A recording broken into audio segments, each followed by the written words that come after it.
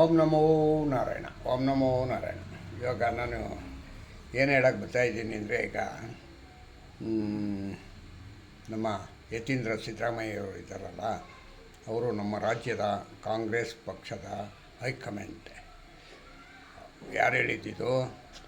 ನಮ್ಮ ಉಪಮುಖ್ಯಮಂತ್ರಿ ಡಿ.ಕೆ. ಶಿವಕುಮಾರ್ ಅವರು ಹೇಳಿದ್ದು.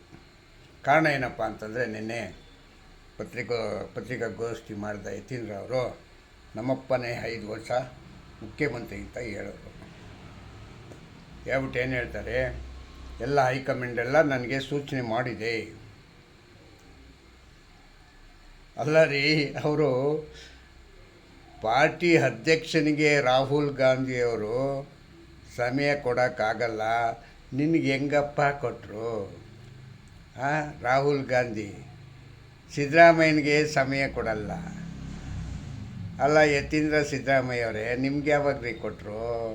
ಇದು ಭಾಳ ಚೆನ್ನಾಗಿರ್ತಕ್ಕಂಥ ವಿಷಯ.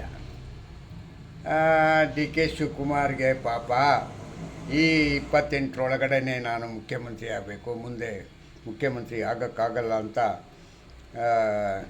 ತಳಮಳದಿಂದ ಇದ್ದಾರೆ.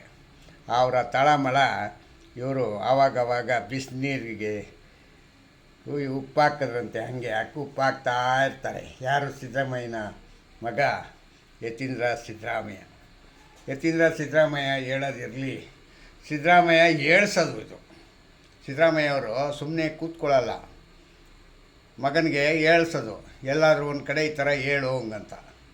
ಹೆಂಗೆ ಇದು ಗಟ್ಟಿ ಮಾಡಬೇಕವ 5 ವರ್ಷ ಅನ್ನೋದನ್ನ. ಅದಕ್ಕೋಸ್ಕರವಾಗಿ ಇವರು ಅವ್ರ ಮಗನ ಕೈಯಲ್ಲಿ ಹೇಳ್ಸೋದು. ಮತ್ತು ರಾಜ್ಯದಲ್ಲಿ ಪಾಪ ನಮ್ಮ ಡಿ.ಕೆ. ಶಿವಕುಮಾರ್ ಅವರ ಆಪ್ತ ಸ್ನೇಹಿತರುಗಳು, ಆಪ್ತ ಅನುಯಾಯಿಗಳು ಮತ್ತು ಅಭಿಮಾನಿಗಳು, ಡಿ.ಕೆ. ಮುಖ್ಯಮಂತ್ರಿ ಆಗಲಿ ಅಂತ ತಪಸ್ಸು ಮಾಡ್ತಕ್ಕಂಥ MLAಗಳು ಎಷ್ಟು ಏನೇನು ಹೇಳ್ಬೋದು, 108 ವಿಷಯಗಳು ಹೇಳ್ಬೋದು.